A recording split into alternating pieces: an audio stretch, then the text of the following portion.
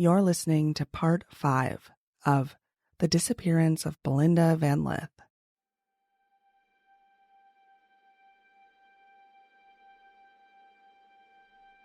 She was very outgoing.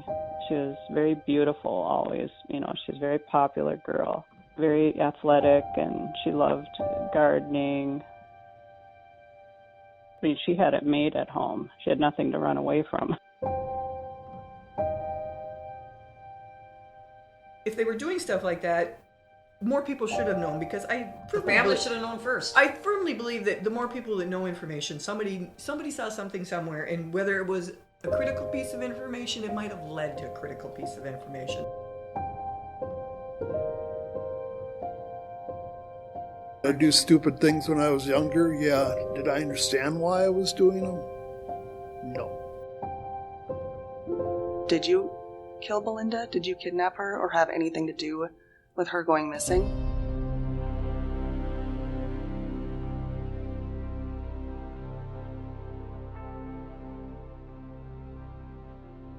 When the Wright County Sheriff's Office and the BCA began their review of Belinda's case in 2008, they focused on 4 key locations. We've already gone over one of those locations, the home and property formerly owned by Dwayne Cornwell. The other 3 locations included the Crosby cabin, the field where Timothy Crosby had gotten stuck in manure the night Belinda vanished, and the home Timothy Crosby was living in when the review began in 2008.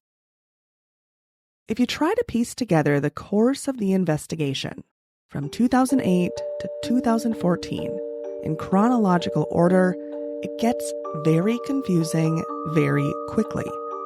There are a lot of details in this part of the story, and as I put together the timeline, I realized it makes a lot more sense to instead focus on each key location separately. Let's start with the Crosby cabin. On June 20th, 2008, Officer Dave Clements with the Wright County Sheriff's Office was interviewing a woman who lived next to the Cornwell residence, now owned by Thomas Grew. As a young girl, she and her family had a cabin directly next to the Crosby cabin. Their families were close at one point, but that all fell apart after Timothy Crosby's December 1974 arrest, when he kidnapped a young woman and took her to that cabin where he repeatedly sexually assaulted her. The woman told Clements that she remembers, as a kid, Timothy Crosby using binoculars to spy on her and her sister. She was 9 years old at the time. So her mother was suspicious of Timothy Crosby even before his arrest. In addition to watching her daughters out the window, she was also concerned about the passenger side door of his vehicle. She knew that he had rigged it so whoever was sitting there on the passenger side couldn't get out. After Clements finished his interview, he started to pull out of the driveway when he saw a car pull up to the Crosby cabin. So he approached the driver. John Millard Snyder told Clements that he bought the cabin a few years prior through Timothy Crosby's older brother. John Snyder did have some interesting information about Timothy Crosby. Here's what he told Clements. John had met Timothy Crosby a few times. He had even been to Timothy Crosby's St. Paul home to gather his signature because, as far as I can tell, Timothy Crosby had partial ownership of the cabin. John told him he could come out and take specific personal family belongings from the cabin. That was part of the deal. But when Timothy Crosby arrived, he ended up taking more than what they agreed on, and then pretended he didn't understand the agreement. John Snyder wasn't surprised that Wright County investigators were looking into Timothy Crosby for Belinda's disappearance. He told Clements that, as far as he could tell, anything could be possible with him. And that's why he agreed when Clements asked him if they could do a search of his property. Roughly 1 year later, on June 15, 2009, on the 35th anniversary of Belinda's disappearance, Wright County Sheriff's investigators were joined at the former Crosby cabin by FBI Special Agent Carrie Gibson and the FBI's Evidence Response Team. The response team swept the main floor and basement of the cabin, along with a shed on the property. 3 items of interest were taken into evidence, including a sickle, a green metal angle iron, and a piece of wood with screws in it. At the end of part 4 of this series, I mentioned that those items were found in the basement. I want to clarify that they were actually found in the shed, and that's an important detail. John Snyder told investigators that all 3 items were left behind by the Crosbys. Those potential weapons were turned over to the BCA for DNA analysis. Investigators wanted to see if any blood could be detected. If so, they could extract DNA from the blood samples and cross-reference with Belinda's DNA profile, which had been created through saliva samples from her family members. Investigators also hoped to cross-reference any possible detected DNA with the DNA profile of Martha Bacon, whose dismembered remains were discovered in Wright County in 1993.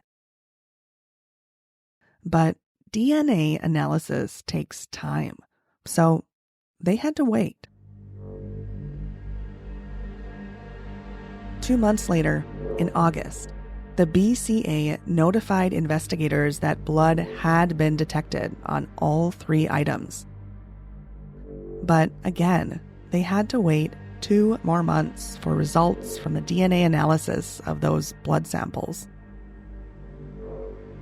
If you're an investigator trying to solve a crime, you have a main suspect and quite a bit of circumstantial evidence, but nothing that warrants an arrest or charges. And you have to wait months to learn whether or not you finally have the evidence you've been searching for. Well, all I can say is that it must have been a very long 2 months. In October, the results of the DNA analysis came in. And it was tough news for investigators. DNA was not obtained through those samples. That's according to a report filed by BCA forensic scientist Joe Cooksley. When I read that in the file, I thought what you're probably thinking right now. That was 2009, and a lot of advancements have been made in DNA technology since then. So I got in contact with BCA forensic scientist Joe Cooksley.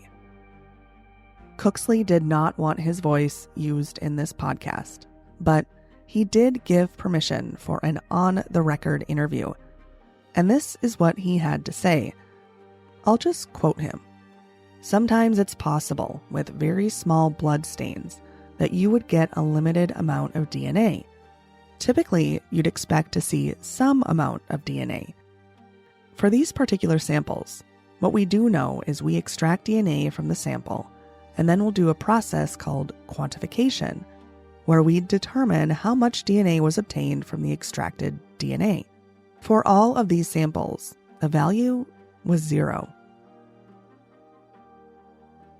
Okay, so basically, the samples were too small, and they didn't have much to work with. Cooksley couldn't definitively say, but the lack of DNA could have been because the blood did not belong to a human. But in order to fully ensure the difference between animal and human blood, you need a larger sample. Here's another possibility. The samples also endured decades of harsh environmental factors while stored in the shed, including hot summers and cold winters. This is why the location in which they were found is critical in this part of the story. Cooksley said there have been cases when the BCA was able to retrieve DNA from decades-old blood samples that had also been subjected to harsh environmental factors. But there have also been times when those factors did damage the sample. But what about advancements in DNA technology? Cooksley said the new technology the BCA has for blood sample analysis like this wouldn't help in this particular scenario because advancements have been made to make the process of DNA extraction safer. It used to use harsh and dangerous chemicals, and now the process can be conducted by robots. But, he said, at the end of the day, those advancements wouldn't necessarily change the outcome in this particular case, mainly because of the very small size of the sample. The lack of DNA on those blood samples was a major blow to investigators. It didn't halt their investigation, but it did put it on pause. Nearly 5 years after that initial search of the cabin, investigators returned. On the morning of May 20th, 2014, the FBI's Forensic Canine Program Evidence Response Team, along with 2 FBI agents and investigators with the Wright County Sheriff's Office, arrived at the Crosby cabin with 2 victim recovery dogs, also known as cadaver dogs. And what happened next is wild. The first dog was unleashed at the property and alerted officials to the southwest outdoor side of the cabin. That's the side that faces the lake. That same dog was let into the basement, and it promptly alerted officers to the same area, the southwest side. That sounds promising. And this is what FBI agents did next. They took a dirt sample from the outdoor area where the dog had picked up the scent of human decomposition. They took that dirt sample and placed it in an area of the yard, away from the cabin. Then, they took that first canine away from the scene and brought in a new dog. And that second dog honed in on that dirt sample placed by the FBI in an area away from the cabin. Lieutenant Mike Lindquist, who at this point had worked on Belinda's case since 2008 and had since taken the lead, wrote up a search warrant application in favor of digging up that area on the southwest side of the cabin. And a judge signed off on the warrant.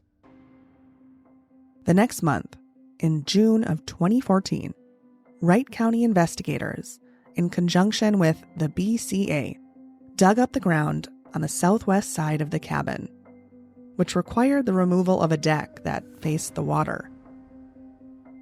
Belinda's file includes a lot of photos of this dig. You could almost sense the anticipation of the officers on the scene, one running a backhoe, others sifting through the layers of dirt, and even more watching it all go down, hoping to finally find Belinda. Or maybe another victim whose case ends with a question mark. They scraped the area under the deck layer by layer until it reached a depth of 3.5 feet. But the search didn't uncover any human remains. Ground penetrating radar, or GPR, was also used to scan the inside of the basement to determine if remains could have been buried beneath the basement floor. This is what Lindquist wrote in his report. The technician was unable to locate any disturbances in the soil beneath the cement floor. Now, this would have been a great part to include an interview with Lindquist. I want to know how he felt after that search. But he has, at this point, declined an interview. Lindquist was going to talk with me, initially, after he handed over the file to Belinda's siblings. But before I began the series, I called him to arrange an interview. In response, he wrote me an email. Essentially, nobody in the department will be speaking because they don't want to, quote, jeopardize the investigation if any new information comes forward through the release of the records. I, of course, still want to talk with him, and maybe that will still happen. I'll keep trying, anyway. This brings us to the second location, the field where Timothy Crosby got stuck the night of June 15, 1974. You'll recall that Timothy Crosby came home in the early hours of June 16, 1974, and was seen by neighbors washing off his car in the driveway. I spoke to one of those neighbors, who told me that was out of the ordinary for Timothy Crosby. He wasn't known to go out late at night. Here's that neighbor. We've manipulated their voice and won't be including their name per their request. On Sunday, June 16th, he was out all night on the 15th. He left at right around 6 o'clock, I think, to go out. I'm pretty sure that I saw him leave in his vehicle because he usually did go out on Saturday night with his brother or sister or something. And then they'd get home around, the latest would usually ever would be midnight, because their mother would not let them, stay out that late. And even though they were older, they still had to abide by her strict rules because she was pretty strict. And so he was out all night, and we were woken up at right around, I kind of looked at the light of day and determined later on that it must have been somewhere between like 4:45 and 5:30 in the morning by him pulling in, and he pulled his car into an odd position which he didn't usually park, which was near the garden hose, and then he proceeded to hose his vehicle down, and he kept hosing it down, and it was just starting to get light, and he hosed out the trunk of his car, and he took something out of the trunk of his car that was like a pack. I told this to the police. It was like a bundle of items, but you couldn't tell what they were. And he walked those into the basement of the walk-in basement that they have, and then proceeded to continue like washing his car for a long time.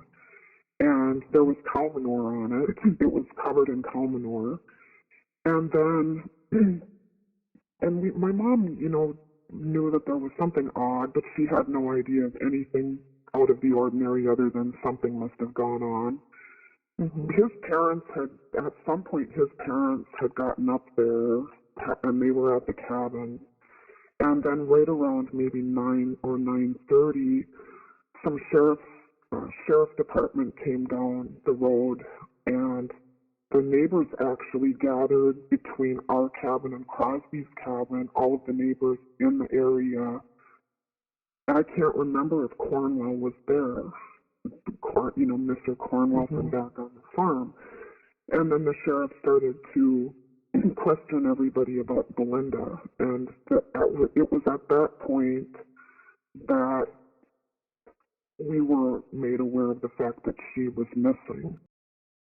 Timothy Crosby's official story is that he went to a bar in Silver Creek, a small neighboring town. He got drunk and drove off the road and into a manure pile located on a field. I recently went for a drive with Belinda's siblings, Cindy, Wendy, and Scott, to see that field and trace the possible route he would have had to take to crash into that field while driving from Silver Creek back to his cabin. And I've got to say, it's a roundabout way. So then, okay, so here's the bar. So if we go straight, and that'll go back and circle back around really close to where the cabin and everything are in the lake. So if you were at Silver Creek Corner Bar and you were even drunk and disorderly and you wanted to go home, you would know that you came from this direction, because this is, you'd have to be, well, and very well it could have just taken taken a left when he should have taken a right. Right. But he Or should have taken a never. right, or whatever. I would Yeah. say I'd never end up on the other side of Maple Lake. Yeah, that by just seems, leaving yeah, here. that seems Yeah. odd to me, too, that he ended up on the other side of Maple Lake from leaving here. How far out of the way would it be, like miles-wise? Lots. Yeah, right. Oh, sure. Yeah, because we're going to, like I said, let's see, We're 8 minutes from home now. maybe from 10, there. probably 10, maybe 10 minutes from Yeah, where we right. started Seriously. at the cabin. Yeah. And as far as the location where he got his car stuck, the manure pile was close to the train tracks. We saw those train tracks, and based on the description of the placement, he would have had to drive off the road and into the field quite a bit. It could have been, at the edge of the field, the middle Yeah. of the field. But I'm going to say, if you drove off the road, you probably didn't get very far in. Right. On May 20th, 2009, Lindquist was joined by Detective Jason Hermanson when they visited that field, which was sold by the previous owner in 1989. The area that housed the manure pile borders a wooded area. The two investigators noted in their report that it could be a, quote, prime location to hide a body. While looking around, they found 2 bones and took them into evidence, but they were later determined to belong to an animal. They tracked down the nephew of the land's previous owner, who was around in June of 1974. He remembered his uncle talking about the young man who had gotten stuck in the manure pile. This is what that nephew told Lindquist and Hermanson. His uncle was working in the barn in the early hours of the morning when Timothy Crosby entered, covered head to toe in manure. That fall, the nephew watched while his uncle went through the manure pile, looking for signs of Belinda. During that dig, he was startled when his uncle discovered a chicken wing. He told investigators that he thought, at first, that it was a body part. After that visit in 2009, 5 years went by before FBI canines were brought to the scene. Cadaver dogs, trained to identify clandestine graves, were unleashed in the field and bordering wooded area. But they didn't find anything. That brings us to the 4th location investigators focused on, Timothy Crosby's St. Paul home. In May of 2008, Officer Clements and Lindquist with the Wright County Sheriff's Office began searching through the curbside garbage bin at Crosby's St. Paul home. During their first search, they discovered a long brown braid of hair that, according to the report, appeared to have been cut off a person. Okay, I scoured the file to see if that braid was sent in for DNA testing, and I couldn't find the answer to my question in the file. Surely it had to have been tested, though. These investigators knew what they were doing at this point. But it's better to ask than assume. So even though Lindquist had declined an interview with me, for now, I emailed him and asked him about the braid. He wrote back. They had tested it. Turns out it was synthetic, likely from a doll. 2 months later, in July of 2008, another garbage pull revealed a pink and black bra that had been cut between the cups. When I read this, my jaw dropped. You'll recall from part 2 in this series that the young woman who was kidnapped and sexually assaulted by Timothy Crosby in December of 1974 told investigators that he cut her bra between the cups. The cut found on the bra in this garbage can was in the same location. Maybe this was a sign to investigators that he hadn't stopped abducting young women. They eventually started surveilling him. Wright County investigators began parking outside of Timothy Crosby's home in 2009. They installed a GPS tracking device on his truck. When investigators discovered he also drove a blue Hyundai, they applied and were granted a warrant to install one on that vehicle, too. investigators also spoke with Timothy Crosby's neighbor, who told them about his odd behavior. He covered his basement windows with newspapers and seemed to be up regularly in the early morning hours. As far as what he was doing in those early morning hours, the neighbor said he would, very quietly, mess around with the door handles of the blue Hyundai. Two of Timothy Crosby's former victims reported the passenger side door handles didn't work from the inside. So, at this point, investigators had found a bra cut between the cups, signifying perhaps he was still kidnapping and assaulting women, and they had a neighbor saying he would spend a lot of time working on his door handles. And remember, at that point, that detail about Timothy Crosby's door handles wasn't available to the public. By June of 2009, investigators with the St. Paul Police Department, in coordination with the Wright County Sheriff's Office, presented Timothy Crosby with a search warrant at his home. They were there to collect his DNA for Belinda's case and Martha Bacon's. That search warrant was executed quietly. Remember, Belinda's family members had no idea any of this was going on. The Wright County Sheriff's Office kept their cards incredibly close to their chest. But that search warrant wasn't sealed, and a reporter, Richard Chin, with the St. Paul Pioneer Press, found that search warrant. The newspaper published a story, and that story informed the public, for the first time, that Timothy Crosby was a suspect in at least 2 cases: the disappearance of Belinda and the murder of Martha Bacon. That reporter's work did more than just expose Timothy Crosby, though. It led to his arrest. The story caught the attention of a woman who recognized Timothy Crosby's name.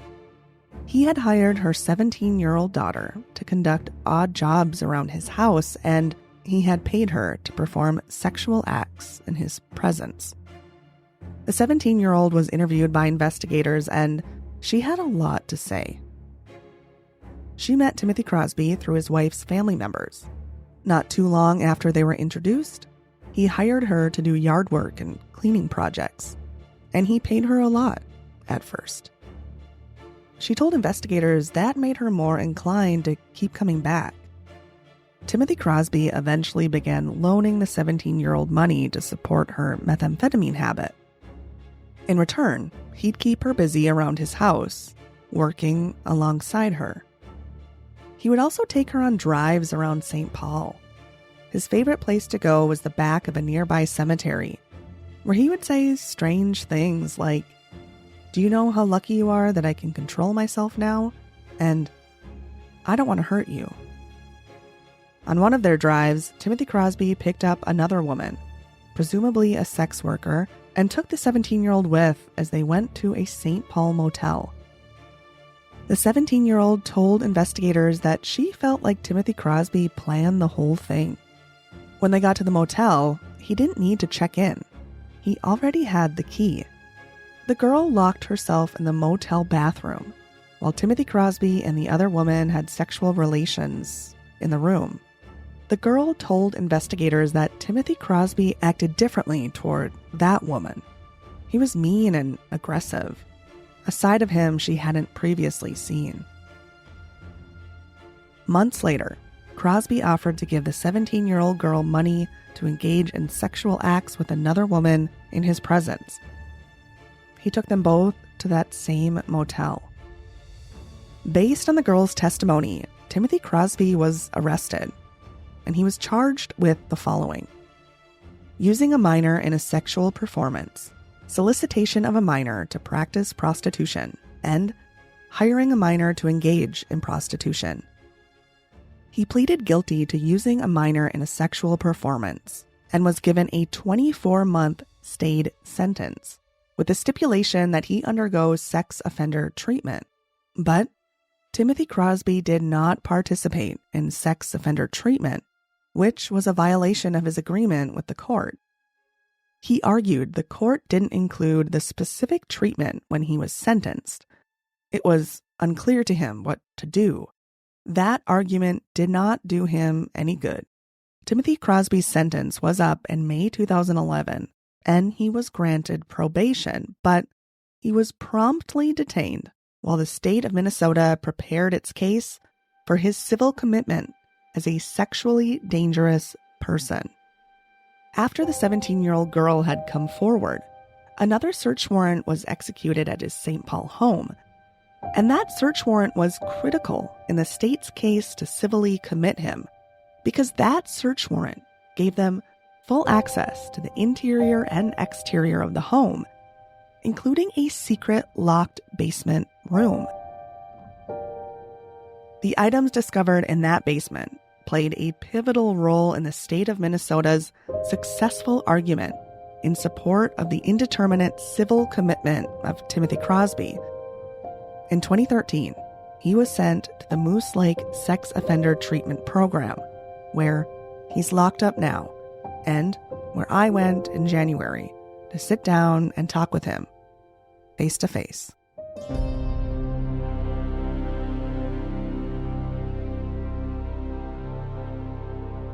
You've been listening to The Vault, a Forum Communications podcast.